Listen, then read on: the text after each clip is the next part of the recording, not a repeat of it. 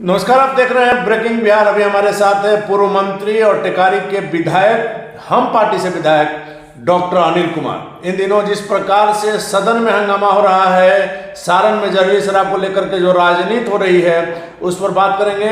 मांझी जी भी, इनकी पार्टी के जो अध्यक्ष हैं मांझी जी भी लगातार पहले कहा करते थे कि थोड़ी बहुत शराब पीने में किसी प्रकार की दिक्कत नहीं है, लेकिन इतना बड़ा कांड हो गया, इसमें छोटे जाति के लोग ही कहा जा रहा है कि मरे हैं, और वैसे में मांझी जी अभी तक सांत्वना देने के लिए भी नहीं गए। क्या कहेंगे सर? देखिए, वो तो सांत्वना देना अलग बात है। माननीय मुख्यमंत्री जी का स्पष्ट आया है कि भाई आप शराब पी ले रहे हैं, शराब पी करके मर जा रहे हैं, तो शराब पीने के पहले इतना तो जानकारी आपको होना ही चाहिए कि जहर है। और लिखा रहता है सभी जगहों पर कि शराब पीना शरीर के लिए हानिकारक है।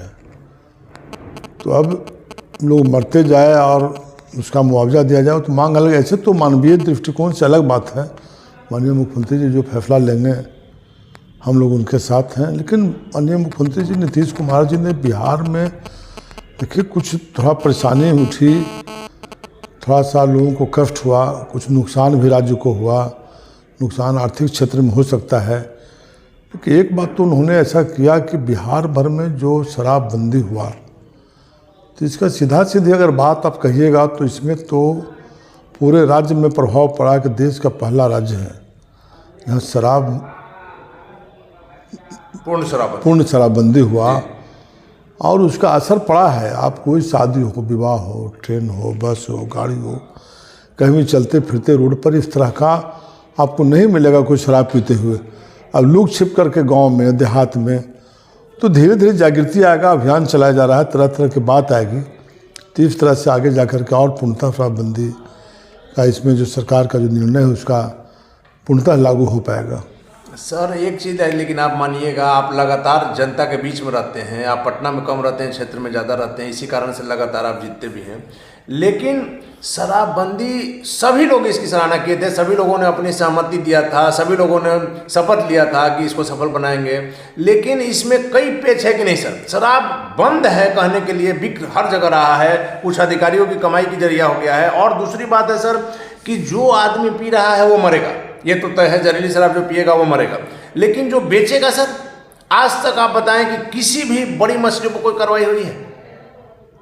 नहीं, ऐसी बात नहीं है कि कार्रवाई नहीं हुआ। लगातार आप देख रहे हैं कि बड़े लोग जिस धंधा में लगे हुए हैं उन पर बड़े पैमाने पर कार्रवाई हुई है, बड़े पैमाने पर जेल में हैं, और उन पर कई तरह के अर्थदंड लगा है, कई तरह की कार्रवाई हुई है।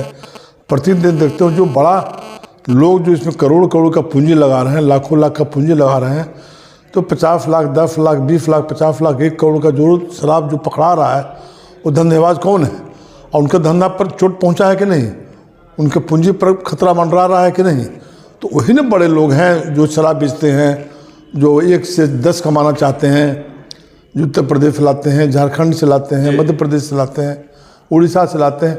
तो ऐसे लोगों पर तो गहरा चोट पहुंच ही रहा है। लेकिन सर सारण के ही आप ले लीजिए, तो आपने सिर्फ मसरक थानाध्यक्ष पर कार्रवाई किया, चौकीदार पर, और कल ईश्वरपुर में हुआ है। तो सर इसमें बड़े लोग अगर नहीं है तो सिर्फ थानेदार पर कार्रवाई करने से क्या वो तो देखिए, आप जानते हैं कि माननीय मुख्यमंत्री जी बालू पर ही कार्रवाई हुआ तो एसपी निलंबित हुए, डीएसपी निलंबित हुए, बड़े पदाधिकारी पर कार्रवाई हुई, बालू में कार्रवाई हुई, गया के एसपी जो गया में थे अब वो भागे चल रहे हैं, आरा के एसपी थे उन पर कार्रवाई हुई।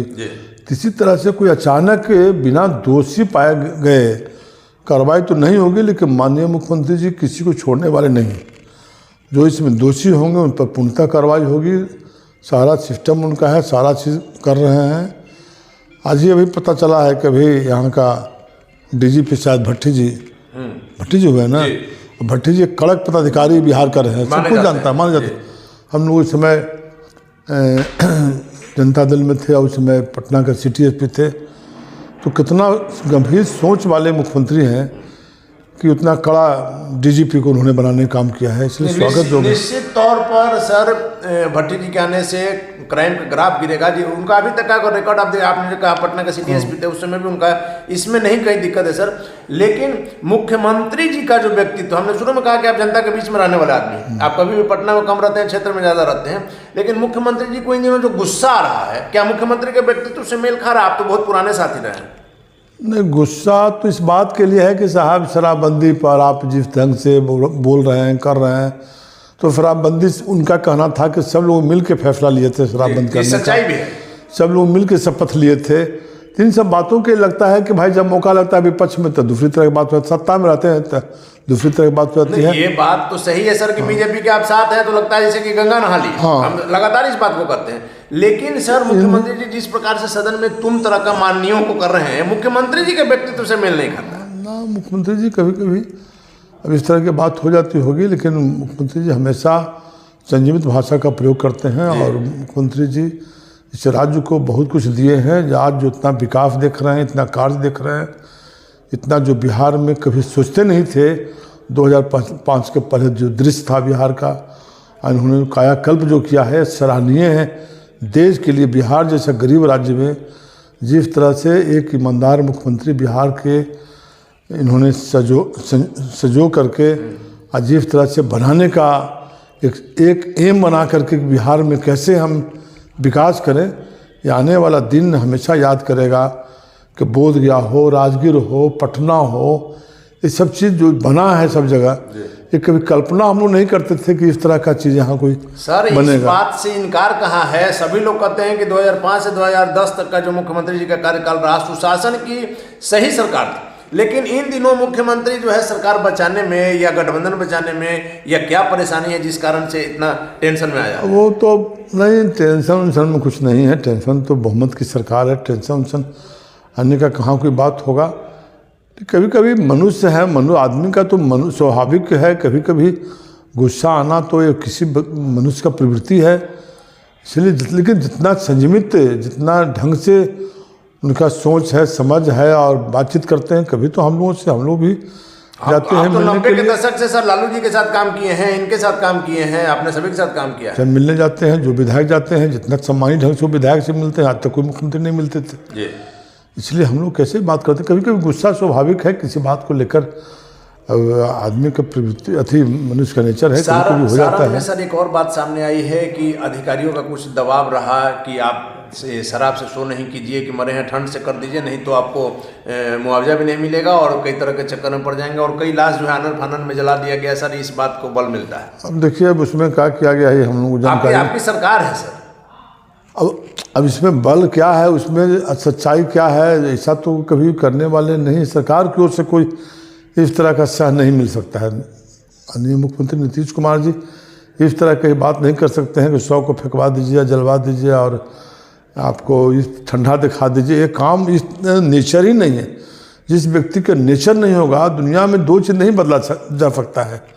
मनुष्य का नेचर नहीं बदला जा सकता है, सिग्नेचर नहीं बदला जा सकता। मनुष्य का जो नेचर है, इनका नेचर ही ढंग का, गलत चीज़ कभी टॉयलेट नहीं कर सकते हैं, इनका नेचर है। मतलब इस तरह का ये गलत आरोप एकदम 100% गलत है, कभी हो ही नहीं सकता। चलिए सर, आखिरी सवाल मेरा है कि क्या आपको नहीं लगता है कि बिहार में जिस प्रकार से शराब से लगातार ज्यों-ज्यों दवा की मर्ज जो है बढ़ता गया वाली तर्ज पर भी शराबबंदी हो गई है, कि शराबबंदी जो कानून है इसको खत्म किया जाए या इसमें एक ऐसा संशोधन किया जाए जिससे प्रभावी हो?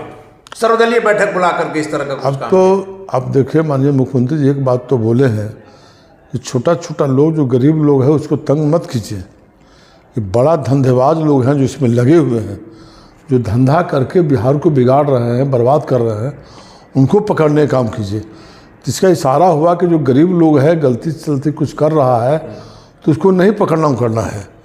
ये जो गलती कराने वाले लोग हैं, लेकिन सर आप ही की बात से ये चीज निकल रहा है ना कि प्रशासन जो है वैसे लोगों को भी तंग कर रहा है शराब के नाम पर। अभी हमने सर अरवल में जो देखे थे, आप अरवल में मैं स्वयं गया था, वहाँ उस महिला के पति ने कहा कि शराब का खाली बोतल रख करके हमको फंसा दिया गया। हाँ, तो यही बात को इशारा किए हैं माननीय मुख्यमंत्री जी, इशारा किए हैं।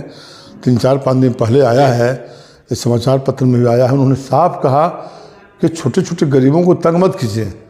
अब इसका बड़ी मछलियों पर हाथ डालिए। इम्प्लीमेंटेशन होगा ही, इसके कार्यान्वित होगा है। धीरे धीरे पदाधिकारी इसको देख रहे हैं, इस तरह की उनको सूचना जाएगी कि छोटे छोटे लोगों को इस तरह की पकड़ के जेल के सब में संख्या बढ़ाइए, इससे कोई फायदा नहीं है। ये बड़ा जो इसमें धंधेबाज हैं उनको पकड़ लीजिएगा, शराब आएगा ही नहीं तो पिएगा कहाँ से हो जाएगा। सर, शराबबंदी कानून के संशोधन के पक्ष में है या नहीं?